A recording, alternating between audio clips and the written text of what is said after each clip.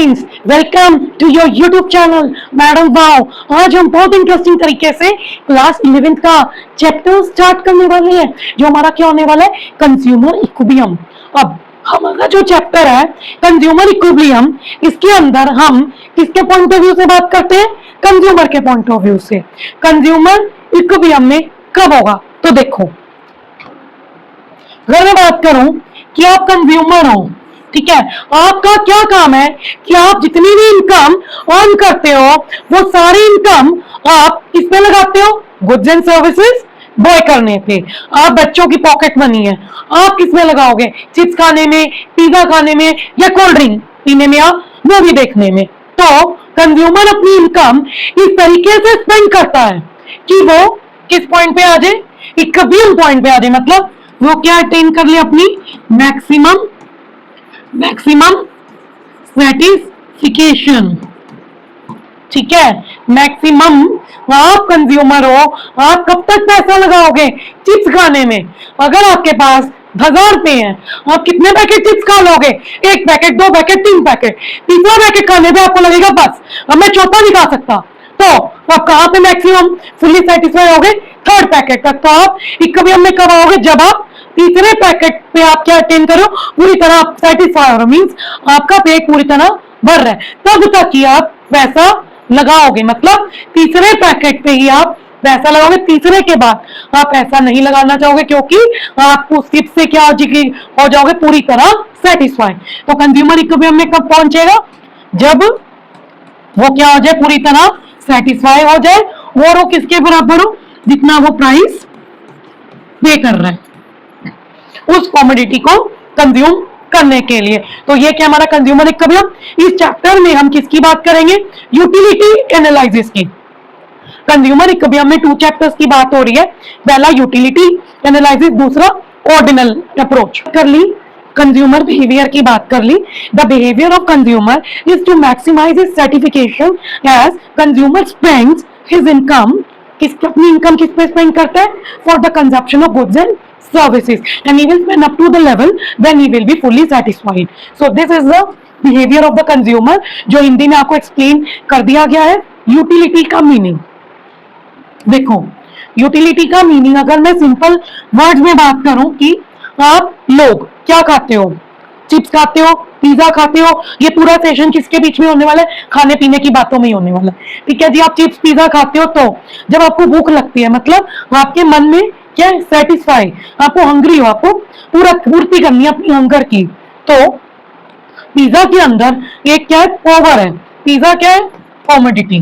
ठीक है, पिज्जा के अंदर एक पावर है कि वो आपकी वांट, यानी वांट का मतलब आपकी क्या वांट है, क्या आप चाहते हो, ठीक है, आपकी क्या बेसिक जरूरत है, वो ये जरूरत है कि पिज्जा आपकी भूख को शांत करेगा। तो पिज्जा कॉमोडिटी है, उसके अंदर एक पावर है कि वो आपकी वांट को क्या कर देगा, सेटिस्फाई। ठीक है, तो उसको हम क्या कहते हैं, यूटिलिटी। यूटिलिटी का मतलब कॉमोडिटी के अंदर एक पावर होती है कि आपकी वांट को सेटिस्फाई कर दे। जैसे आप पिज्जा खाते हो, पिज्जा कॉमोडिटी है, उसके अंदर की जो पावर है वो आपकी वांट, भूख मिटाने की, उस पावर को क्या बोलते हैं हम, यूटिलिटी। ठीक है, नेक्स्ट अब मैं आपको एक रियल लाइफ एग्जांपल देने जा रही हूँ यूटिलिटी का। वो ये है कि एक लड़की है, इस लड़की की क्या वांट है कि इसको बहुत भूख लगी है। तो इसकी क्या वांट है, क्या जरूरत है कि ये भूखी है। ठीक है, अब इसके पास कितने रुपए की है इनकम, इसकी 200 रुपए की इनकम है। ये 200 रुपए की इनकम जो है किस पे लगाएगी, अपनी भूख को शांत करने की चीज पे लगाएगी। अब ये क्या है, पिज्जा है। पिज्जा के अंदर एक पावर है कि वो इस लड़की की भूख को शांत कर देगी। तो ये जो पिज्जा से इस लड़की ने क्या दी, इनकम दी, इनकम के बदले में क्या लिया, पिज्जा। अब पिज्जा ने इसकी भूख को शांत कर दिया और इसको खाते ही क्या मिली, सर्टिफिकेशन। वो कितनी मिली, 10 यूटिल्स की। यूटिल्स क्या होता है, स्टैंडर्ड यूनिट होता है यूटिलिटी को मेजर करने के लिए, जो किसने दिया था, अल्फ्रेड मार्शल ने। ठीक है, तो इस पिज्जा के अंदर क्या पावर है, इसकी भूख को शांत करने की। इसी पावर को हम क्या कहते हैं, यूटिलिटी। वांट इसकी सेटिस्फाई हो गई, तो इस पावर को क्या कहते हैं, यूटिलिटी। और ये लड़की अपनी इनकम कब तक लगाएगी, जब तक इसकी भूख शांत नहीं हो जाती। ठीक है, तो अब ये, और जब ये फर्स्ट पिज्जा लेगी तो इसको और भूख लगेगी, फिर जैसे ये दूसरा पिज्जा लेगी, ये क्या हो जाएगी, मैक्सिमम, मतलब इसका पूरा पेट भर जाएगा। तो ये लड़की ये इनकम कब तक स्पेंड करेगी, दूसरे यूनिट तक। तो इधर क्या हो जाएगी इसकी मैक्सिमम सैटिस्फैक्शन, और दूसरे पिज्जा पे ये क्या पहुंच जाएगी, इक्विलिब्रियम में। ठीक है, रियल लाइफ एग्जांपल। अब देखो, अब हमारी यूटिलिटी दो तरीके की है, जो अप्रोचेज है। पहली अप्रोच है हमारी कार्डिनल यूटिलिटी, और दूसरी है हमारी ऑर्डिनल यूटिलिटी। कार्डिनल यूटिलिटी का मतलब क्या होता है कि यूटिलिटी को मेजर कर सकते हैं। मतलब अगर मुझे भूख लगी है, ठीक है, तो मैंने अपने आगे बहुत सारे चिप्स रख लिए, तो और मेरे पास खाने के लिए और कुछ भी नहीं है, और मैं कंटिन्यूसली खाऊंगी चिप्स को। देखो मेरे सामने पड़े हुए हैं चिप्स, तो मैंने क्या किया, पहला यूनिट चिप्स का खाया, तो पहले पैकेट ने मुझे कितनी सर्टिफिकेशन दी, सर्टिफिकेशन का मतलब यूटिलिटी। तो मुझे पहले पैकेट ने कितनी सर्टिफिकेशन दी, 1 यूनिट यूटिल्स की।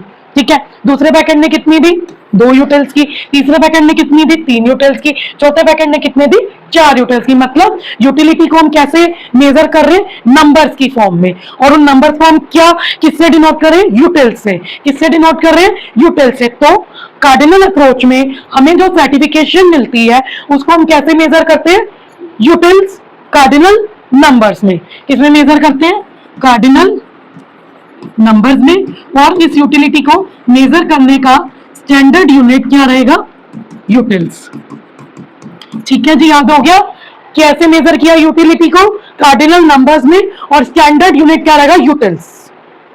चलो, ऑर्डिनल यूटिलिटी क्या कहता है कि हम यूटिलिटी को नंबर में ना काउंट करके 1 2 3 4 ना काउंट करके हम बताएंगे कि हमें कौन सी कॉमोडिटी लेने पे ज्यादा हायर सर्टिफिकेशन मिल रही है। मतलब हम रैंकिंग करेंगे। रैंकिंग कैसे करेंगे, हायर यूटिलिटी या लोअर यूटिलिटी। ठीक है, अब दो एग्जांपल है, टी एंड कॉफी। दो, टी लेने पे हमें क्या मिल रही है, हायर सर्टिफिकेशन। कॉफी लेने पे हमें क्या मिल रही है, लोअर सर्टिफिकेशन। तो हमने यूटिलिटी को रैंक करेंगे किसके बेस पे, ऑर्डिनल यूटिलिटी अप्रोच के बेस में। ठीक है, अब हम ये सेम चीज है, मेजरमेंट ऑफ यूटिलिटी। पहली हमारी है कार्डिनल मेजरमेंट ऑफ यूटिलिटी, ये अल्फ्रेड मार्शल ने दी थी।